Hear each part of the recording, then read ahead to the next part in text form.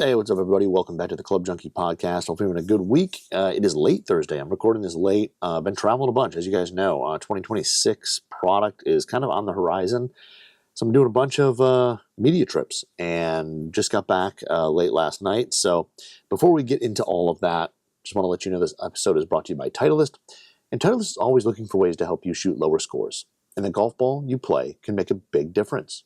Here's something you should know about. Alignment integrated marking, or AIM, are alignment marks or alignment lines precisely printed on your Titleist golf ball. AIM is available in a variety of different designs and colors, and AIM Performance is a tour-inspired 105-degree line available in black, red, blue, or pink.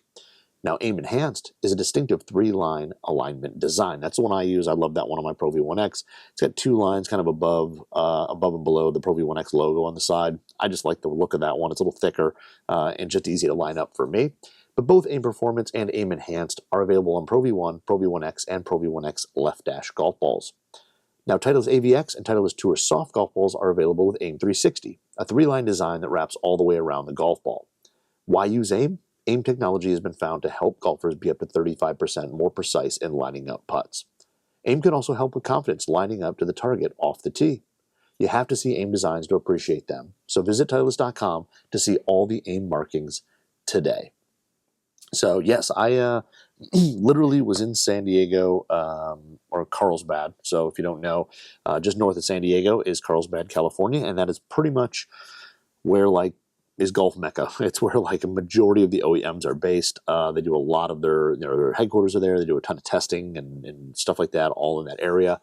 And I was there Monday, Tuesday, Wednesday, and I took the red eye home. So my flight left at 10:20. San Diego Pacific time, flew all the way home to Detroit, landed at 5:30, and came home. And a lot of the times when I do that, I come home, I sleep for a bit, and then start, get up and kind of take care of my day. And this time I got home, kind of helped, get help my wife get my daughter ready for school and all that. And then I kind of was awake a little bit and felt that way, so just kind of started doing a few things. And I was like, well, I got to do my podcast as well. So here I am. So if I start rambling into weird, incoherent sentences, it's just because I literally have a couple hours of sleep on a plane, and that is it. But it was great. So I was out there. It's always so much fun to go out to the OEM. So yes, I was looking at and hitting brand new product for 2026. It was awesome. So it's really fun. I get to sit in there, sit with some of the engineers, the design people, all that. I get to hear kind of what went on into creating this product, and then I usually get to go hit it. So it was awesome. The other cool thing is getting to sit with the people. People always ask me about my job, and I'm like, the people. And I'm very fortunate what I get to do and the people I get to interact with at the OEMs, and it's just awesome when you sit down and you sit in a room and somebody from the OEM, whether it's an engineer or somebody else in there, and they start talking about what they did to create this product, and you start listening to kind of the passion they have and what they went through and how they figured these things out and how they basically got this product from a thought, a design, whatever, into an actual product is pretty awesome. And it's pretty cool to see. And the people are super nice. They're super passionate. They're just golfers. And all they want to do is make really, really good golf equipment that helps people play better golf. And it's the one thing that kind of irks me when I see stuff online where people say oh, it's just a repainted one of last year or whatever. And then when you get to go and actually experience it and see, what went into it and how many years it takes to create this stuff, it is definitely not just repainted over. Even if things look similar, different products from year to year might look really similar. Maybe they have, they're called the second version of something, whatever. There's still a whole lot that goes into even changing the changes that go in from version to version. So it was a whole lot of fun. Unfortunately, can't talk about any of that stuff for a little while. So most of it is pushed off. Most of it 2026. So we'll be doing a lot of talking about what I was seeing, hitting, and experiencing in the next couple months. It's actually closer than we think, being that it's already November. But I got back. So the old red eye flight is always tough. But I'd rather do that because I'd rather sleep on the plane a little bit if I can, get home, and then I have all day to kind of either catch up or whatever. If you leave, because I live Eastern time zone, Detroit's in the Eastern time zone, so going from Pacific to Eastern, you just you lose a whole day traveling. Even if you take the 6 a.m. or 6:30 a.m., whatever it is, flight out of San Diego, you don't get home till 2 or 3 o'clock. It just takes a long time with the time change and all that. So I always try to take the red eye when I can, and I did that. So now, interesting enough, I will be going back again on Monday to go see some more stuff and kind of finish off the little 2026 media tour, which will be a whole lot of fun. So it's a great trip. Had a lot of fun, and it is just like 1,000 miles an hour from Monday morning up until Wednesday night, and then you get on a plane and go home, and it was just a great time. So excited for 2026. I think there's a lot of really cool stuff coming, and a lot of cool stuff that we'll be definitely trying out more and hitting more, and definitely talking about beginning of the year. But before we do that, this show is going to be kind of a what's in the bag episode, and it's probably my final in a sense what's in the bag. I mean, I know we still have 2 months to the year, but we actually plan. So if you don't know, I've got a group of guys, and beginning of August, or I say I'm part of a group of guys, I don't run anything, that we have 16 guys. We go up north, usually to northern Michigan, go to one of the resorts up there, and we play, kind of a little Ryder Cup style match. We have, captains. We do a draft, back in June, and we kind of take it, I wouldn't say serious, but we have a lot of fun with it, and it's a blast. So we, about 8 of us, decided we're going to do kind of like a fall, kind of end of the year, sayonara to the year, and do a little thing there. So there's 8 of us. Now it got pushed back. We wanted to do this a couple weeks ago in October when it was a little warmer, but unfortunately, it's just as people get older, lives get busier, kids, whatever, jobs, you just don't have the amount of free time you did. So this one is now happening this week. So we're kind of doing our little farewell golf weekend. So I'm going to play Friday, Saturday, Sunday, yes, and then leave Monday to go back to Carlsbad. So it's a busy couple weeks, but we're going to have 8 guys. We're going to go play a little bit, kind of different formats. We're going to do a little match play. I think we're going to do a little, I don't know if we're doing 2-man best ball or just a best ball format or what, but we've got a few different formats that we're going to play, and play like 4 rounds of golf in 3 days. So I think we're going to do 18, 36, 18. It'll be interesting because the weather here is not changing for the better. We're going to be playing kind of over near the border, Indiana, Michigan, kind of the center of the state, and it's not looking great right now. I'm not going to say it looks horrible, and I'm going to stay positive and think we're going to get some good weather out of it, but it could be a rough weekend of golf. So this is going to be kind of my what's in the bag for this trip, because these type of things are what I kind of live for in terms of putting what's in the bags together, and I agonize way too much over it just because I do, and it's fun to figure out what I think I'm going to need for playing these courses. Now, we're going to play some golf at like my home course, Bella Vista. We're going to play there, so totally know what to expect and what I'm probably going to bring and all that for that. But the other courses I haven't really played yet, or I think one of them I haven't played at all. One of them I play like once a year, maybe once every other year. I didn't play this year yet, so.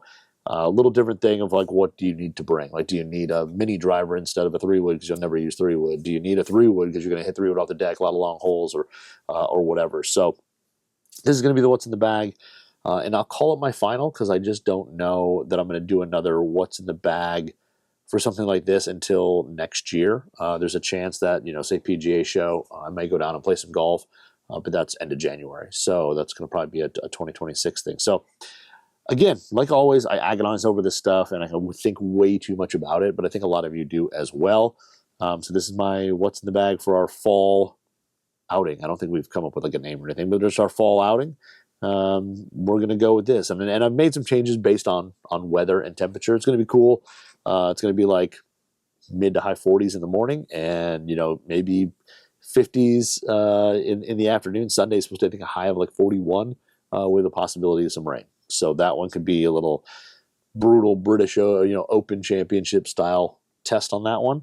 But we're going to go and have some fun. So this is what's in the back here, and we'll start at the top as we always do. I know I say that a lot in different videos. I need to come up with something different. But so for driver, I was kind of debating. I had kind of a lot of options. I know I just got all the new PXG drivers in. I got the new Tour Edge ones, and got all the other drivers. But since we're playing, I guess, kind of somewhat serious, we're going to try to go win and win some match points and things like that. I figured I'd bring what has been the gamer for most of the year, and that is going to be the Titleist GT2. I like this driver a lot just because I think it does everything really well. It's got great distance, good ball speed. It's very forgiving. It's easy to hit. It looks and sounds great when you set it down. It's just got that classic black top. The shaping of it's really nice.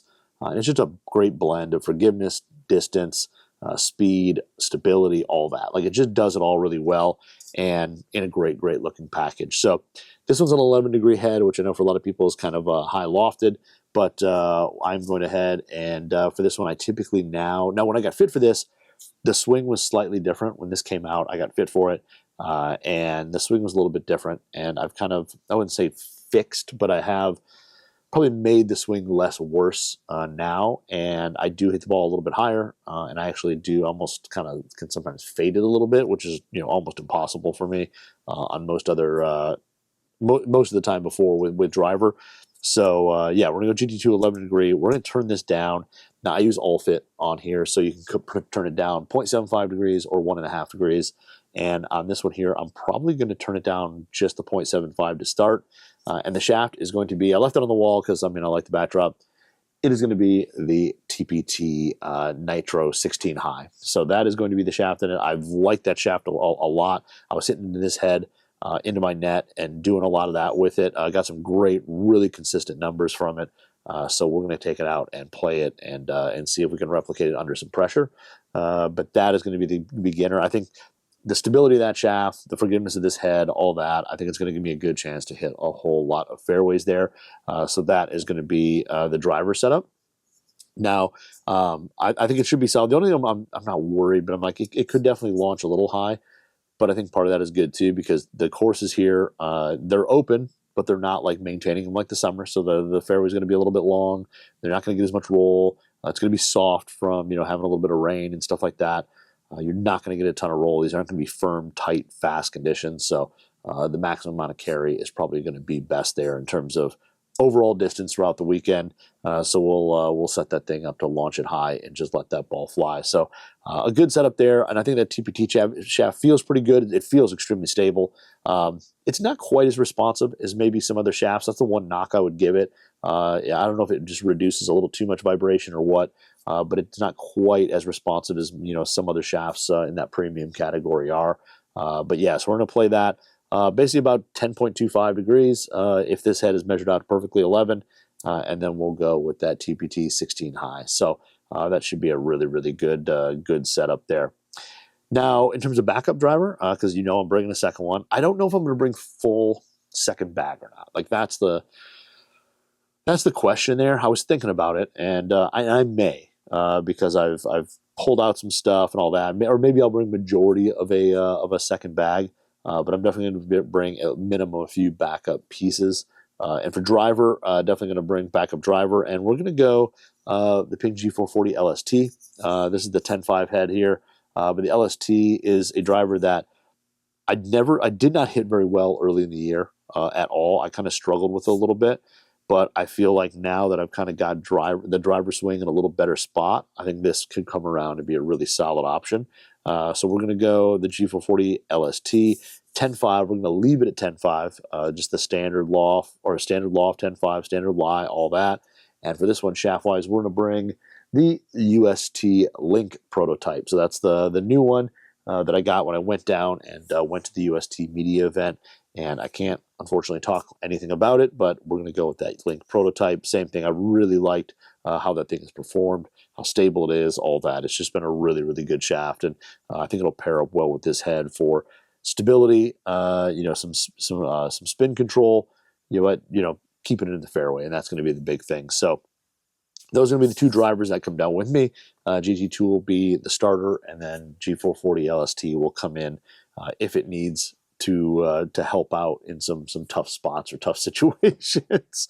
So that is that one there. And then for 3-wood, we are going to rock the Titleist GT1 3 Tour. So yes, I've got this thing. I've been hitting it in the net.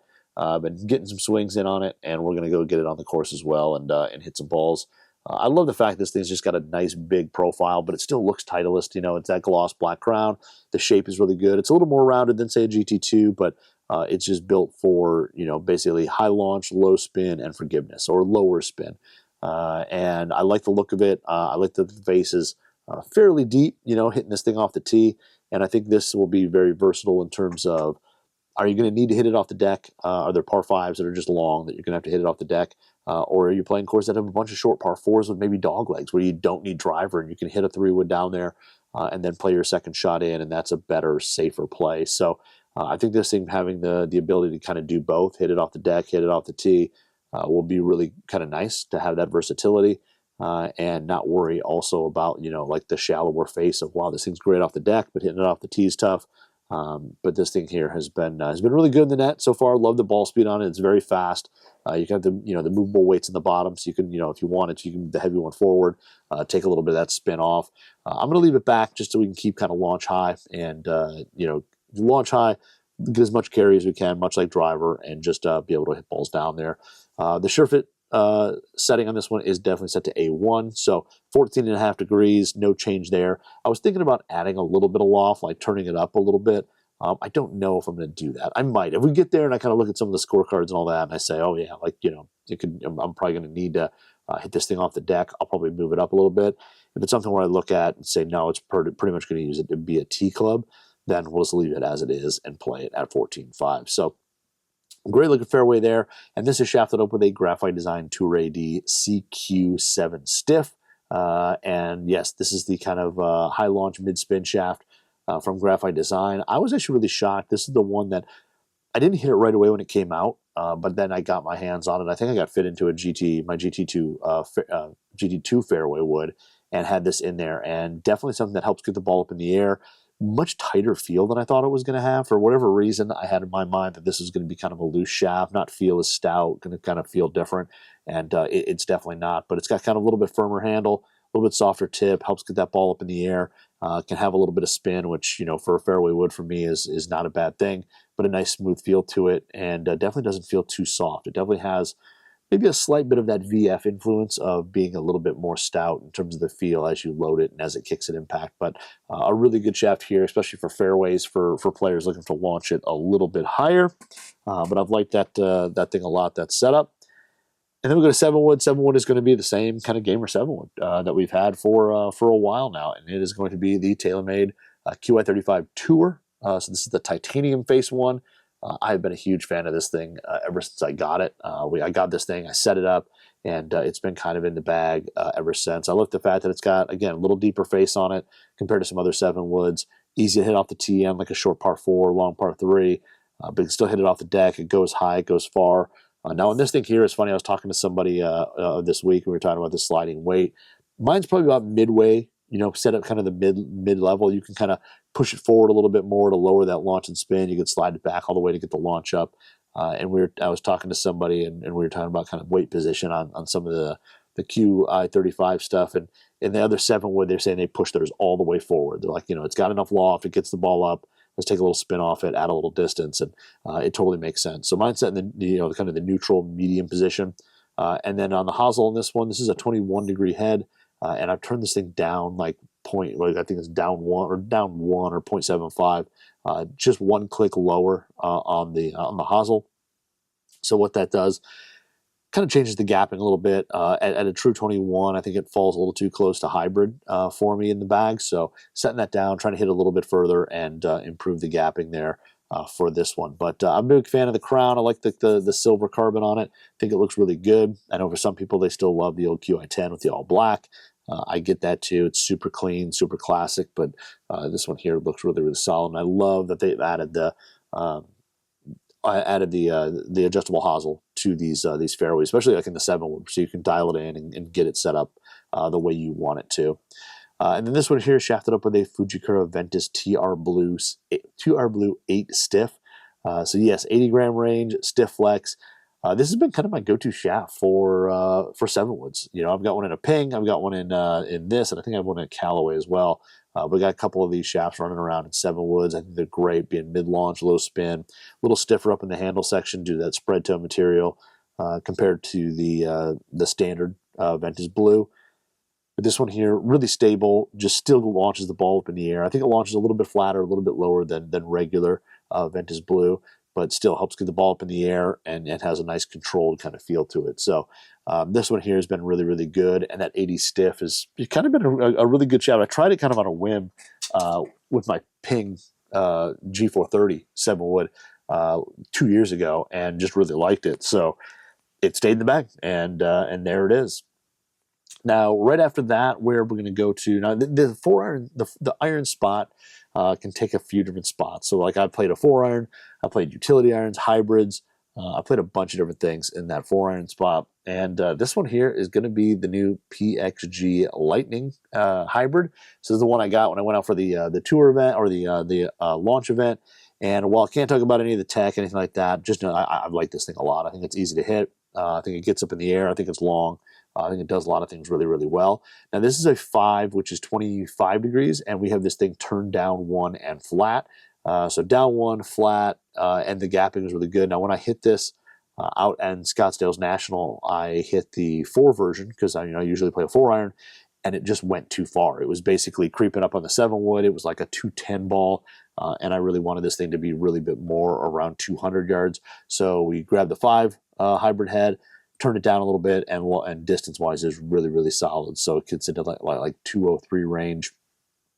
Much better in gapping, gets a little bit closer down to the 5-iron that would be the next club. So this thing's really good. I love the look of it. I think the size-wise, they kind of did a good job of making it a little bit more compact. And then also, again, same thing, having that deeper face, because a lot of the courses I play, there's a short par 4 or 2 that hitting hybrid off the tee isn't a bad option, and it keeps you, and one of the holes just keeps you out of trouble. There's a big pond down the fairway on the right, and if you just got to hit something less than like 230, depending on it's 230, so depending on when, and usually this is a great option. Just hit it down there. Don't have to worry if it fades a little, the wind pushes it, it's going to stay in play. So this one has been good. And then this is shafted up with a Graphite Design Tour DI 85 hybrid, so an 85 stiff. But yes, the old classic tried and true orange and white shaft, but more of kind of mid-launch, lower spinning option in their lineup. And it's just been around forever. It plays really, really well. Everybody's kind of hit one and realized it's a super smooth but really stable shaft. So I like this thing a whole lot. But that is going to take the 4-iron spot in the bag. And then we move to irons, and irons are going to be something a little different. I was kind of debating between a bunch of irons. Didn't know which ones to go with, but decided we're going to go with the TaylorMade P770s. And the reason being is that I've been hitting a few cavity backs a little bit better, a few CBs in my collections a little bit better. But these here, I just thought I want some more speed. It's going to be cold. The ball's not going to fly very far compared to what it would in the summer. So I want an iron that's got a little bit of speed while still having some forgiveness. It still looks good, all that stuff. And the P770 is kind of that. It's got a little bit of speed to it. It's nothing crazy. It doesn't go wildly far. It's not a club longer. It's got some spin, and from address and stuff like that, it looks really, really good. It's got very little offset to it. The top line is I'll call it medium, but it's pretty narrow. It's just a good looking iron. The back of it kind of has that muscle back look. But I love that these were about my previous T150s. I think these are about half a club longer. They're like 3 to 5 yards longer per club. So I figure with the weather being cold, the balls being cold, all that 3 to 5 yards can be made up pretty fast with a different iron. And also the hollow body construction will make it really, really soft. And then that way, when you do miss it and you hit it low in the face, it doesn't rattle the fillings out of your mouth. So we're going to go 5-through pitching wedge in the current P770 from TaylorMade.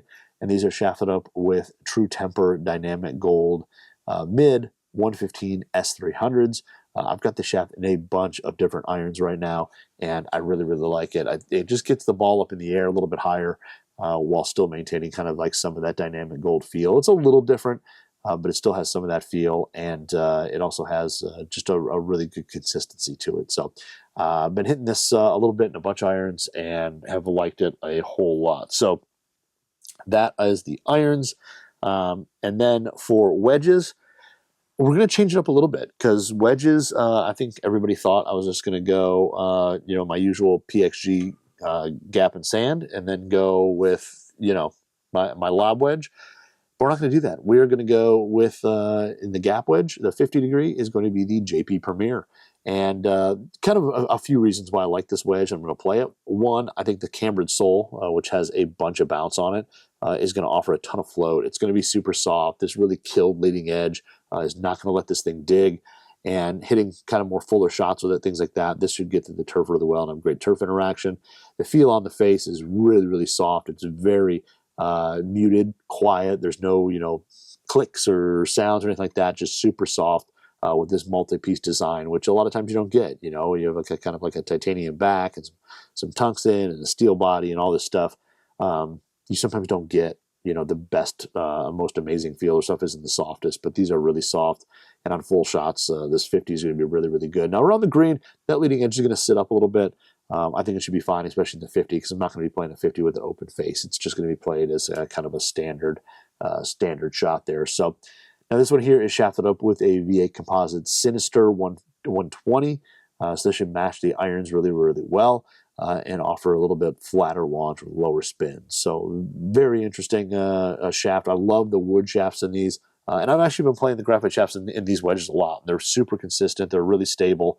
And they've got that nice weight to them that you kind of expect from steel, but you don't expect from graphite. So, hey, the colors are cool too, and you have kind of like the paint splatter and all that jazz. So, a really cool gap wedge there.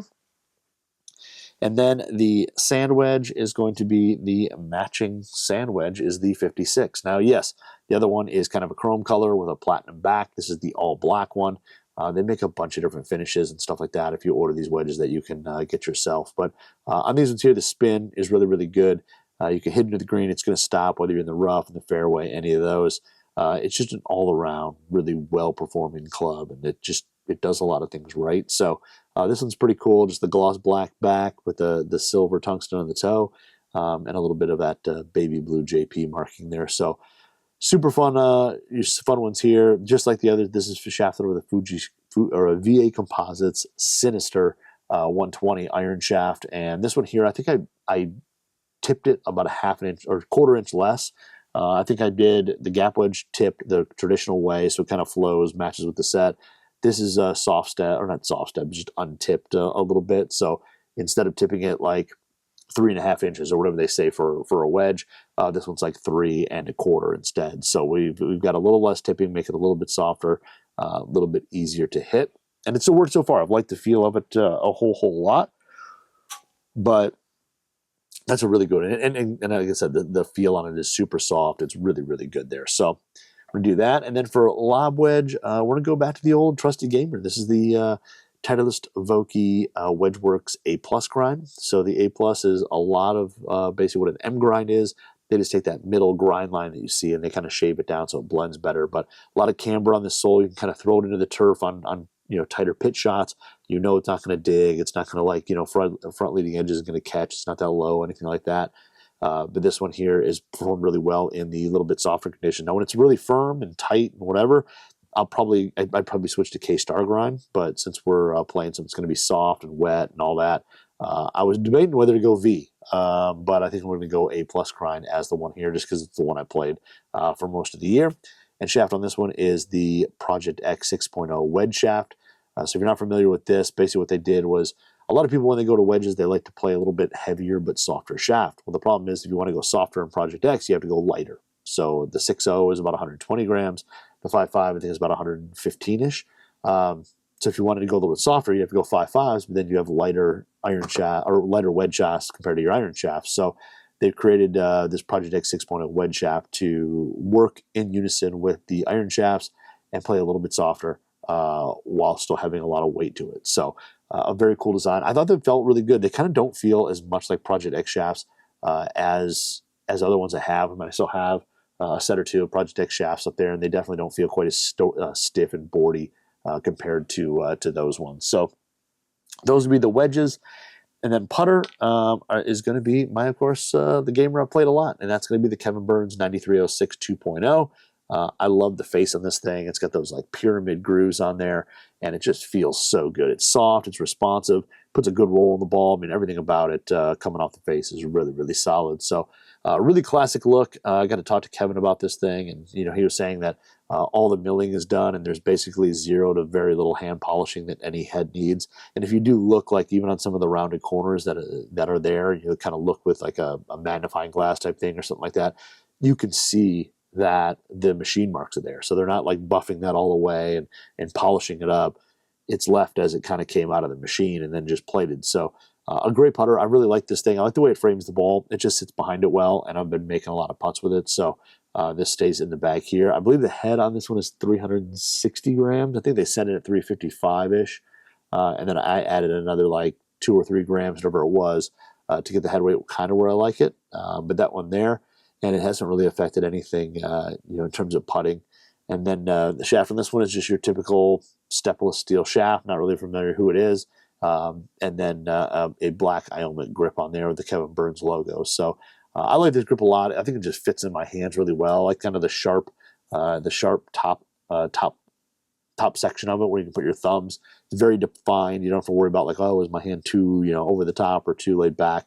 Like, you know exactly what it is pretty much immediately. So this will be the gamer putter, and I've been a big fan of that thing. So for backups, the big one will be putter and backup putter. And this is a tough one. I was debating which putter to go, but we're going to go with the brand new Scotty Cameron Phantom 11 ROC. So this is the kind of zero torque or low torque model that they offer.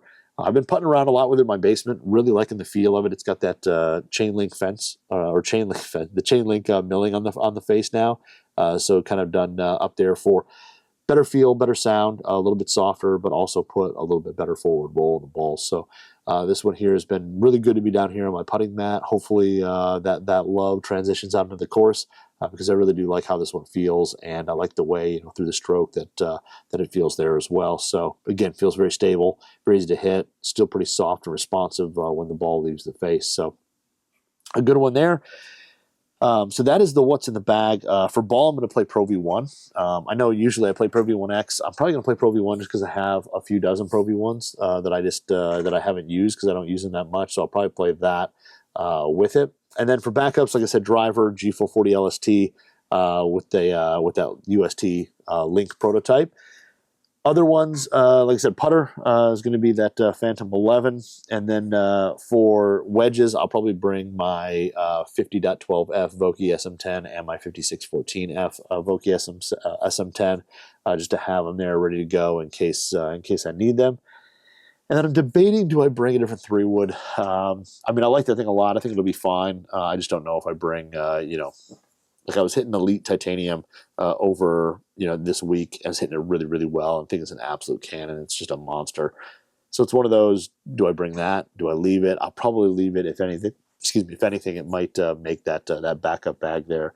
So that, and then irons. If I bring a new set of irons, it'll probably be the PXG Gen 8s. I have the 0311 Ts in the Gen 8, and again, just looking for irons that have some distance because I know it's going to be cold, especially in the morning. The ball's not going to fly like it usually does, and I think the Gen 8s can make up for a lot of what's dropping off, due to the cold weather and wind and all that. So those will probably go there.